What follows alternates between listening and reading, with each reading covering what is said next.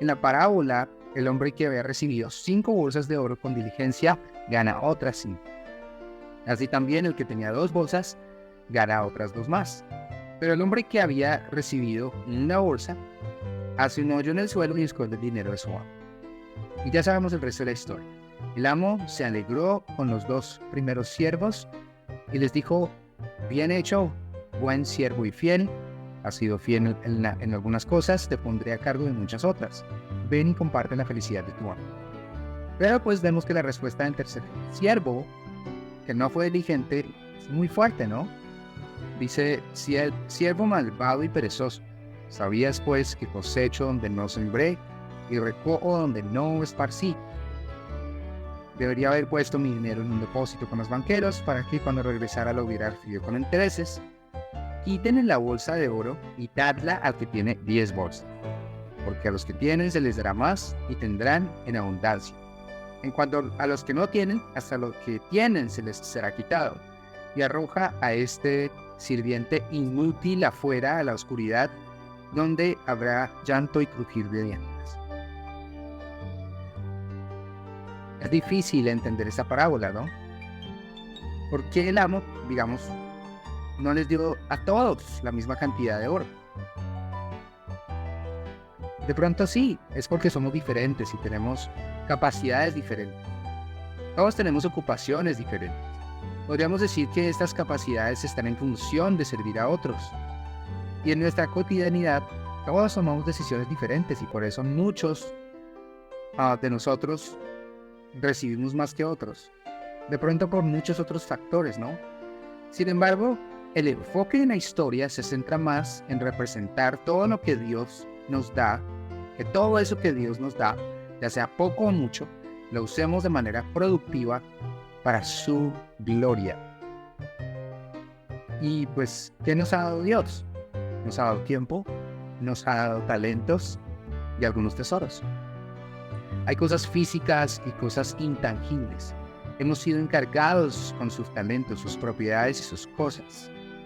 Al final, todas esas cosas no son nuestras. Todo lo que tenemos, todo lo que somos no es nuestro. Todo proviene y es de Dios, nuestro Creador.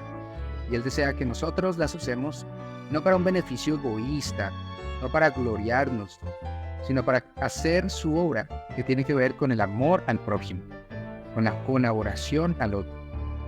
Así que todos tenemos una cantidad diferente de cosas, ¿no? Todos tenemos una cantidad de tiempo diferente. Algunas personas tienen muchos años de vida, hay otras personas que tienen solo algunos, pocos. Hay personas que trabajan 20 horas al día, otras solo 6.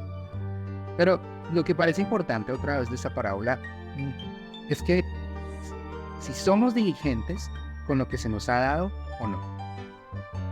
Dios también nos da muchas cosas intangibles. Nos da la capacidad de aprender, nos da el gozo. Por ejemplo, ¿qué hacemos con un gozo? ¿Qué hacemos con una felicidad? ¿Cavamos un hoyo en el suelo y la dejamos ahí? ¿O pensamos más bien que podemos motivar, inspirar a otros con ese gozo? ¿Cierto? En cambio de guardarnos ese gozo, lo usamos de pronto de tal manera que al final del día haya aún más alegría que antes en nuestra casa. Bueno, acá hay un secreto, ¿no? Si siempre andamos pensando en nosotros, lo digo por experiencia, porque también lo he visto, vamos a ser miserables.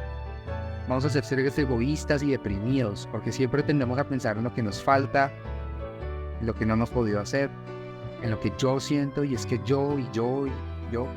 En cambio, si pensamos en qué le podemos dar a los demás, cómo podemos ayudarles, cómo se está sintiendo la otra persona.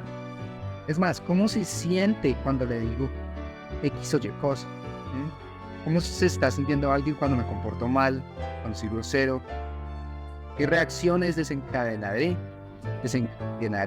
con mi comportamiento? Cuando trabajamos los talentos que Dios nos ha dado, por un momento dejamos de pensar en nosotros y usamos esos talentos, cosas físicas y cosas espirituales, para la ayuda de otros, para hablar de las buenas nuevas del plan de Dios.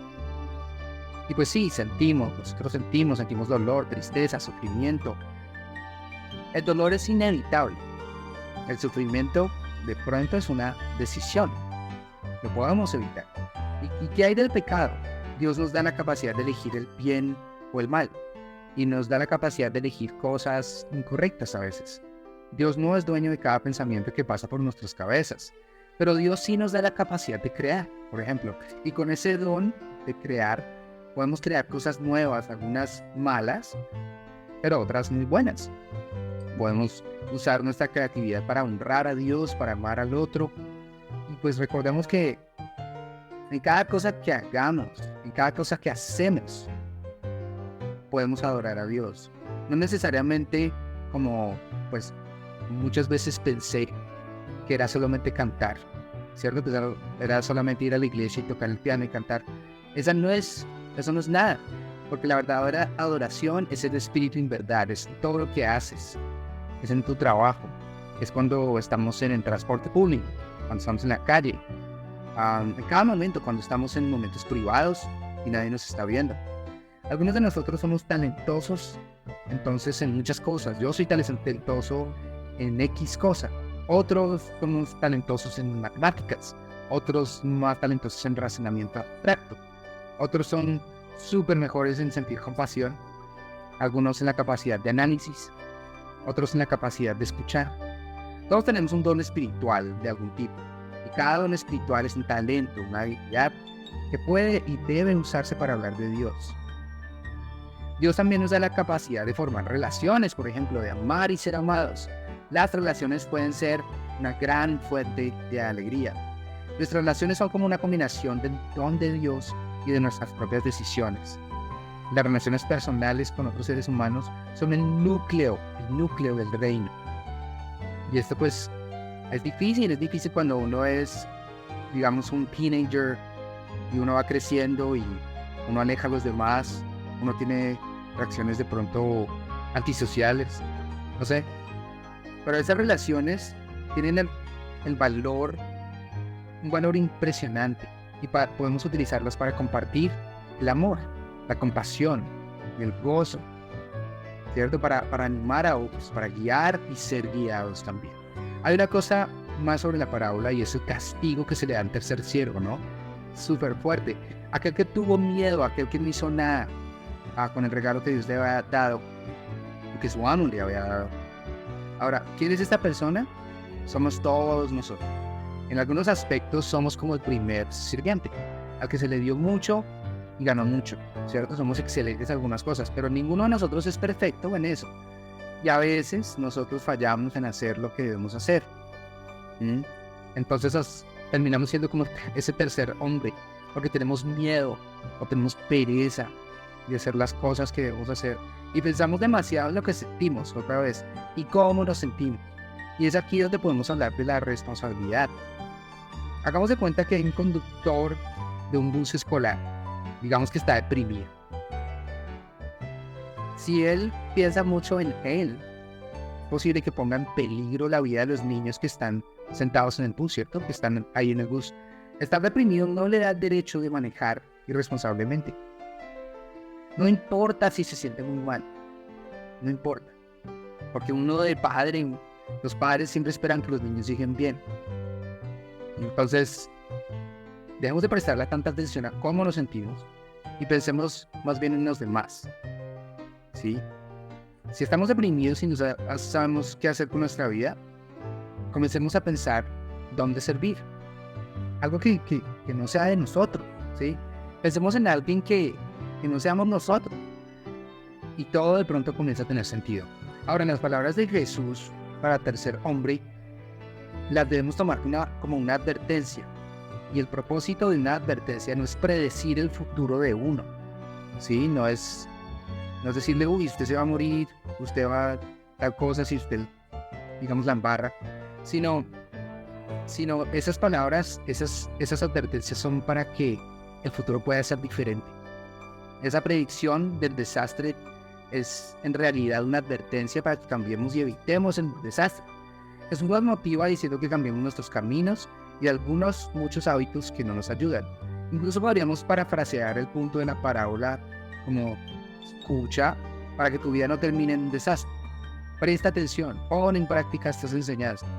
Parece que el propósito de estas parábolas no es describir un castigo del tiempo del fin, ¿sí? Sino más bien hace más énfasis en hacer que escapemos. Él nos cuenta esas historias para que tengamos ejemplo. A veces aprendemos a las malas, ¿sí? Porque pues, decidimos mal, actuamos mal, ¿cierto? Pero Jesús nos dice en esta y otras parábolas que debemos procurar aprender sin incurrir en el mal actuar, sino más bien en aprender por la experiencia de otro, a través de la experiencia de otro, a través de historias como las parábolas, a través de las historias bíblicas. Y pues no debemos temerle a Dios, no debemos tener miedo en usar lo que Él nos ha dado, lo que nos ha dado para nuestro gozo, no como un medio para hacer nuestro pesar. No debemos tener miedo en la forma en que usamos nuestro tiempo, nuestros talentos, nuestras relaciones, nuestra creatividad o nuestro dinero. Entonces, dime que pones tu tiempo y te diré quién eres, ¿no? Somos lo que hacemos. Y cuando usamos nuestro tiempo para edificar, en cambio de perder nuestros minutos en cosas que llevan a nuestra perdición, cosas que nos hacen daño, en cosas que no nos enseñan nada y que desperdician nuestros preciados latidos, en realidad estamos invirtiendo en un mejor futuro, con honestidad, transparencia, un corazón que adora a Dios en todo lo que hace, en lo público, en lo privado. Debemos esforzarnos por ser mejores seres. Dios es un Dios de orden, de creatividad y de belleza infinita. Entonces, tomemos siempre el camino difícil. Seamos mujeres y hombres valientes que vivimos una vida plena, todos conforme a nuestras capacidades, dones y talentos. En el nombre de Cristo Jesús.